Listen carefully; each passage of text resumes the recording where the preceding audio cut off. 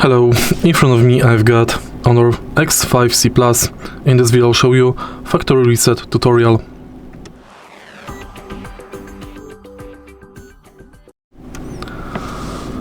In order to factory reset your smartphone, first let's go to settings. Scroll down and go to System and Updates. Enter Reset and select Reset Phone.